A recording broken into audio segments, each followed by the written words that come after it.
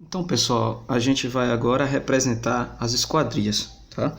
As esquadrias, elas são compostas nesse projeto pelas portas e janelas, tá? A gente tem janela baixa, janela alta, a gente tem as portas que são portas de abrir, certo? Essas portas podem ser pivotantes, de correr, essas portas podem ser sanfonadas, mas agora essa representação que a gente vai fazer aqui é uma representação de uma porta mais usual, que é a porta de abrir. O que é que eu desenhei aqui graficamente para a gente acelerar o processo? Essas são representações de paredes, tá? A gente vai tentar se assemelhar à representação da nossa porta de acesso à residência, no caso. A gente tem uma porta de 80 centímetros de largura por 2,10 de altura. E a gente vai tentar chegar perto da reprodução dela. Claro que eu ampliei aqui a imagem para a gente poder ter essa visualização. O que é que acontece?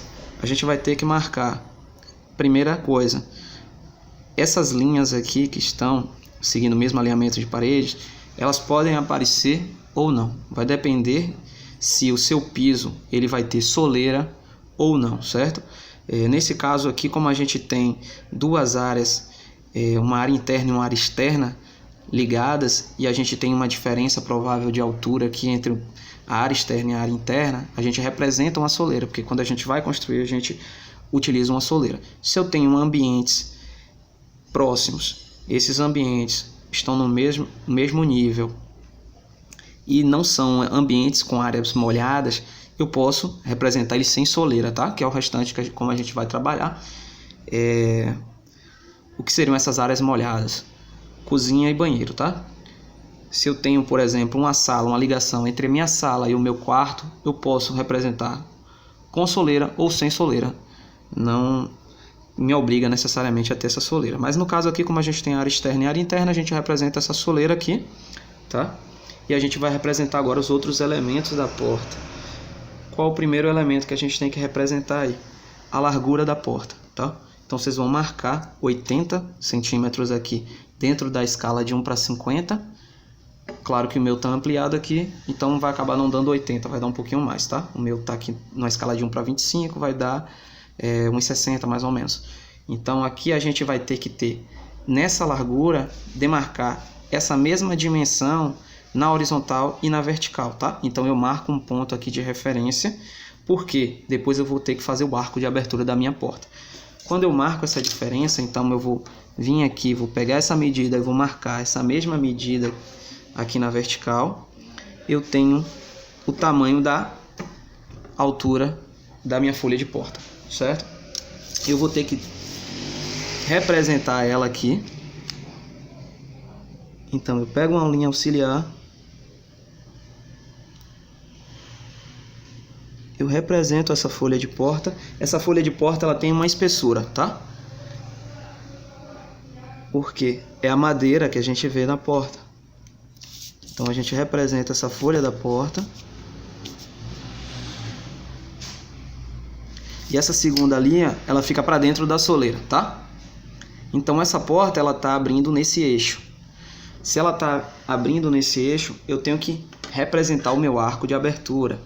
Se vocês tiverem um gabarito da dimensão que for a abertura de vocês, vocês podem utilizar aquele gabarito boloteira, tá? Quem não tiver, vocês podem utilizar o compasso. Para utilizar o compasso, a gente vai fixar essa ponta metálica aqui, no sentido do eixo de abertura da porta. Essa outra ponta, que é a representação do desenho, a gente vai marcar nessa distância aqui do final da soleira, tá? O início da próxima parede. E aí a gente vai representar esse arco de abertura. Vocês estão vendo que esse arco, ele está coincidindo com a minha folha de porta, tá? Então eu tenho uma espessura da madeira da porta aqui. Essa porta representada na planta baixa, ela está aberta, certo? E eu tenho o arco que vai formando quando eu vou abrindo essa porta, tá? Então ela está abrindo nesse sentido, no sentido do arco, da curva do arco. E aqui eu tenho a porta abrindo e ela fecharia no mesmo sentido, certo? Então no caso a maçaneta seria aqui, se eu quisesse representar e dar outra função, mas essa representação aqui ela é suficiente para que a gente entenda. Outra questão que a gente pode utilizar aí nessa representação de porta é a marcação das dimensões, certo? Eu posso representar no meu desenho a largura e altura de porta diretamente no desenho, ou eu posso criar uma legenda, que é aquele nosso quadro de esquadrias, tá? Então nessa atividade a gente vai criar um quadro de esquadrias. Mas se eu quisesse representar dentro do desenho, estaria correto também. Eu posso utilizar essa área da soleira e eu posso definir as dimensões. Então eu vou criar aqui uma linha auxiliar para me permitir criar esse texto, mas aqui a grosso modo eu vou mostrar para vocês que a gente poderia utilizar uma marcação aqui de 0,80 por 2,10, tá? Então mediria esse primeiro dado, essa primeira dimensão, que seria a largura da minha porta de 80, e essa segunda dimensão, a altura final da minha porta, que é de 2,10, tá? 2,10 metros. Mas nesse caso, como é que a gente vai tratar na nossa atividade? A gente criou um quadro de legenda e a gente precisa ter uma representação para essa legenda. Essa porta inicial, que vai definir a abertura para a sala, ela vai ser a nossa P1. Então eu posso criar uma circunferência, certo? Ou no gabarito boloteira de vocês pode ter já uma circunferência de uma dimensão adequada, certo? Então, ao bom senso, a gente vai marcar essa circunferência aqui, a dimensão, o raio dela, vocês podem definir no bom senso. E eu vou marcar aqui que ela é uma P01. Então, dentro da minha circunferência, eu represento de qual esquadria eu estou falando aqui. E lá no nosso quadro de legenda vai existir P01, que vai ligar a uma dimensão aí de 0,80 por 2,10 em metros, tá? Essa é a representação de porta. Agora a gente vai fazer a representação de janela. Como seria essa representação de janela? A gente tem uma largura de parede, né? E a gente segue aquela largura de parede para representar a nossa janela também. E a gente tem ali, sob a largura da parede, um vão, tá? Eu vou traçar aqui só para vocês poderem ter o entendimento. Então, como se minha janela lá tivesse nessa lateral aqui, só exemplificando, certo? Então, pego a linha auxiliar, dou sequência e eu vou desenhar uma janela aqui nessas duas dimensões, tá? Só para vocês terem noção. E aqui é uma continuidade de parede, ok? Então, a gente tem representado essas linhas que eu pedi para vocês apagarem, porque essas linhas, elas são linhas que a gente vai chamar de peitoril da janela, tá? O que é a representação desse peitoril? A gente trabalha com duas espessuras diferentes aí para representar essa esquadria de janela. Esse peitoril é aquela pedra de mármore ou granito que geralmente é usada ali na base da nossa esquadria de janela, tá? Então, a representação dessa linha, ela acontece no desenho, mas ela é uma representação mais suave, certo? Então, eu vou utilizar ou uma lapiseira 03 ou uma força aqui em cima da minha lapiseira mais suave, tá? Menor. Porque eu crio uma estética de alinhamento mais fina do que a minha espessura de parede. E dentro desse espaço entre a soleira, a gente tem aí a parte estética da janela, tá? Então eu tenho representado aqui dentro dois traços que correspondem à espessura da minha janela. Esses dois traços de espessura que eu vou fazer agora, eles já têm uma espessura de linha também mais marcante, certo? Então eu vou fazer duas linhas aqui dentro. Essas duas linhas, elas têm que seguir uma proporção, tá?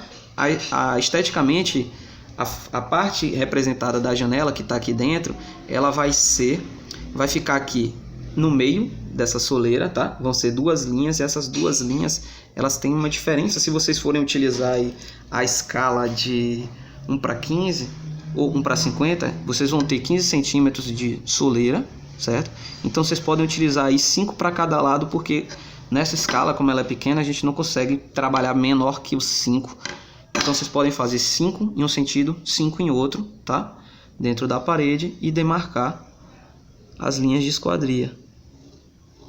Então eu vou ter linhas aqui mais visíveis aqui, então vou imprimir uma certa força no grafite, ou eu posso utilizar uma espessura maior. Então aqui eu estou representando a minha esquadria, certo? O que é que acontece dentro dessa esquadria? Essa esquadria, todo esse desenho, ela é uma seção horizontal, né? A planta baixa é uma seção horizontal daquela edificação, onde a gente vê o que é da seção para baixo, tá? Esse é um tipo de representação em que a gente está passando esse corte sob a esquadria. Então eu represento ela com linhas cheias. A gente vai ter situações em algumas esquadrias que essas esquadrias elas estão acima da linha de corte. Quando ela estiver acima da linha de corte, a gente representa ela tracejada. Por exemplo, vocês vão ter aí a esquadria do banheiro. A esquadria do banheiro ela tem uma altura até o peitoril de 1,80 m. Então ela está fora do meu 1,50 m de seção, tá? Ela está superior ali à minha seção. Eu represento porque eu tenho que representar que existe uma esquadria, mas ao invés de fazer esse traço cheio, esses dois traços internos, eu vou representar com traços, com representação gráfica com linhas tracejadas, tá? Então ao invés de ficar com linhas cheias, linhas tracejadas.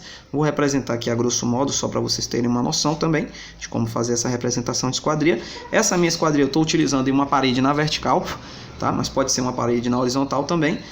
E aí seria o caso de estar a minha divisória de parede aqui,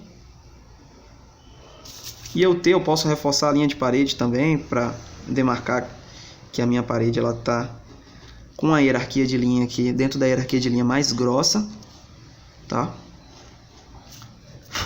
E eu tenho uma soleira aqui, desculpa, o peitoril da minha esquadria de janela, que está localizada a 1,80 m do acabamento de piso, tá? Se ela tá 1,80 m, eu represento ela aqui tracejada. Posso utilizar os mesmos afastamentos aqui internos que a gente utilizou no exemplo anterior, só que agora a minha representação gráfica é de linha tracejada. E vocês tentem fazer o mais simétrico possível com o traço da outra linha, tá? Às vezes escapola um pouquinho, mas a gente representa assim graficamente, certo? Então vou dar um zoom aqui para vocês compreenderem. E a gente tem aqui a representação da esquadria de janela quando ela estiver numa altura superior a 1,50 m, tá? O início da minha janela. E a gente tem aqui a representação comum de janela, onde a minha seção horizontal está passando sob essa esquadria, tá? Assim como na porta, eu posso criar dimensões, eu posso definir as dimensões de janela dentro do meu desenho da minha planta baixa, ou eu posso criar um quadro de esquadrias. A gente segue a mesma lógica aqui, vou tentar focar. A gente segue a mesma lógica que a gente representou da porta, onde a gente pode definir essas dimensões, tá? Eu posso utilizar, por exemplo, uma dimensão aqui de esquadria, como vai ser no desenho de vocês, de 0,50 por 0,50 e uma altura, e eu posso representar essa altura na parte interna, se o meu desenho ele não tornar isso confuso, de 1,80 m, tá? Estou representando aqui a grosso modo só para vocês terem ideia de representação gráfica. Ou eu posso utilizar o meu quadro com legenda. Então basta criar também aqui essa circunferência.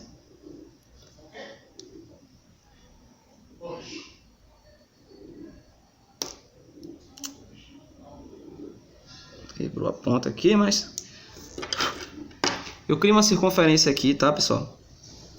E dentro dessa circunferência aqui eu vou dizer que ela é uma J01 ou J02, com tamanho, a dimensão que corresponder a essa largura, altura e o peitoril, tá? Que vai estar representado lá na nossa tabela de esquadrias. Assim a gente tem uma noção do que é a representação de porta e o que é a representação de janela. Só uma observação, a gente tem um elemento aqui que dentro da arquitetura a gente chama de boneca. Essa boneca, para que vocês vão se familiarizando com o nome, ela é a diferença aqui que a gente tem da nossa esquadria até a nossa parede. Tá? Então essa dimensão aqui, ó, ela é chamada de boneca, certo? Quando vocês olharem, a nossa porta ela nunca está encostada na parede lateral, tá? A gente tem em quase todos os casos um afastamento, e esse afastamento aqui é chamado de boneca.